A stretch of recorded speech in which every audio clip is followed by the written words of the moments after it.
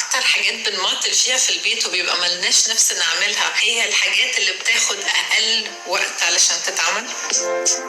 من كام يوم كان ظهري وجعني فرحت علشان اسخن الماجيك باج بتاعتي دي في الميكروويف. اللي مش عارف الماجيك باج دي عباره عن ايه، دي بتبقى زي مخده كده. بصراحه انا مش عارفه هو ايه اللي جواها بالظبط. هي جواها زي حبوب كده معرفش، بتتحط في الميكروويف عشان تسخن وبعد كده والسخونه بتساعد انه الوجع يروح. فروحت حطيتها في الميكروويف وحطيتها على 3 دقايق ونص، هو ده الوقت اللي هي بتحتاجه علشان تسخن. طبعا اي حد هيقول 3 دقايق ونص دي بتعدي هوا، ولكن لما الواحد بيبقى مستني حاجه 3 دقايق ونص دي بتعدي بالراحه جدا. كنت الاول لما بحط الماجيك باج دي في الميكروويف كنت بقف قدامه واستناها تخلص وافضل اعد الثواني، ثانيه ثانيه ثانيه، وكانت ال3 دقايق ونص دي بتعدي كانها سنه. لحد ما في مره سمعت على قاعده بتاعت البرودكتيفيتي اسمها ال 2 minute rule او قاعده الدقيقتين. القاعده دي بتقول انه لو في حاجه بتاخد منكم دقيقتين او اقل اعملوها على طول. المشكله انه الواحد بيكسل يعمل حاجات لانه بيبقى حاطط في راسه انه الحاجه هتاخد وقت اطول كتير من اللي الحاجه فعلا بتاخدها في الاخر. اغلبيه الوقت اكتر الحاجات اللي احنا بنبقى ملناش نفس نعملها وقاعدين بنزقها دي بتبقى فعلا الحاجات اللي هي مش هتاخد 30 ثانيه، دقيقه، هتتعمل بسرعه، بس بنبقى مكسلين نعملها. واللي بيحصل انه بعد شويه الحاجات البسيطه دي بتبتدي تتكاوم بدل ما كنا ناخد دقيقه على طول ونخلصها اول باول. لما سمعت الموضوع ده عمل زي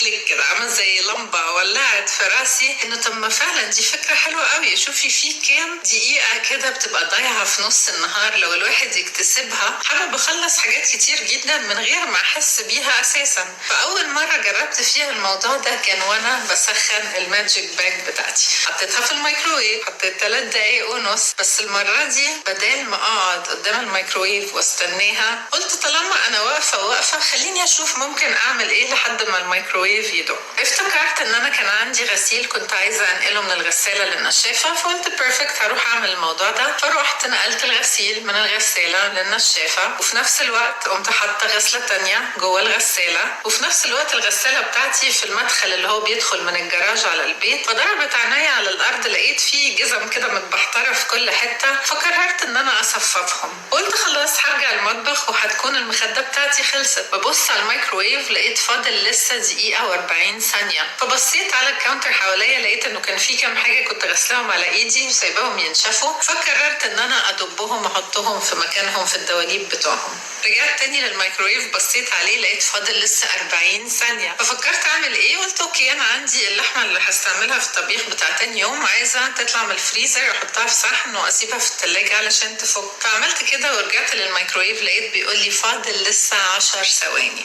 انتوا متخيلين كم حاجه انا عملتها في 3 دقايق ونص دول؟ حطيت غسله تتغسل، وغيرت غسله حطيتها في النشافه، وظبطت كل الجزم اللي على الارض، وحطيت المواعين اللي انا غسلتها على ايدي حطيتها في الدواليب بتاعتها، وطلعت اللحمه بتاعت تاني يوم بتاع الطبيخ تاني يوم وحطيتها في التلاجة. كل ده في 3 دقايق ونص. وكل دي حاجات قبل كده انا كان ممكن اعدي حواليها كده واغير، يعني ابص الناحيه التانيه اقول لا مش دلوقتي، ما عنديش وقت ليها دلوقتي، خليها هعملها بعدين. انتوا متخيلين انتوا كمان ماي فريندز تقدروا تعملوا الموضوع ده في بيتكم وانتوا مستنيين حاجه في الميكروويف بتسخن، وانتوا حاطين ميه تغلي علشان تعملوا شاي، وانتوا حاطين ميه تغلي علشان تسلقوا مكرونه، اي حاجه. كل الكام دقيقه الضيعه دي صدقوني ممكن تعملوا فيها كذا حاجه وتنجزوا حاجات بتزقوها او يعني بتتغضوا النظر عليها تبصوا الناحيه التانيه عشان فاكرين انها هتاخد وقت كتير. فبصوا حواليكم كده شوفوا كام حاجه ممكن تاخد منكم اقل من دقيقتين عشان تتعمل. ممكن اني اغير كيس الزباله، اطلع الزباله بره، اكنس الارض، امسح الكاونتر، امسح البوتاجاز، اغسل الحوض بعد المواعين، احط المواعين في الدواليب، افضي الدش واشر، افضي بواقي اكل واحطهم في الثلاجه، اغسل الحلتين اللي طبخت فيهم، اسقي الزرع، املى السوب ديسبنسر بتاعتي ازود فيها صابون، اساوي السرير، ارتب المخدات اللي على الكنبه. في حاجات كتير جدا اكشلي زي ما بقول لكم اغلبيه الحاجات اللي احنا بنزقها معاها وبنقول هنعملها بعدين هي الحاجات اللي هتاخد اقل من دقيقتين ماي فريندز. فالنهارده بشجعكم بصوا حواليكم، شوفوا ايه اللي ممكن تنجزوه في الدقيقتين دول، حطوا دقيقتين على التايمر، حطوا 5 دقايق وشوفوا كمية الحاجات اللي هتقدروا تعملوها في الوقت ده. I hope تكونوا استفدتوا من فيديو النهارده ويكون شجعكم ويكون ادالكم افكار وعلمكم حاجة جديدة تحطوها في راسكم بعد كده علشان تستفيدوا بكل دقيقة او دقيقتين ضايعين عندكم علشان تساعدكم وتغير حياتكم خالص.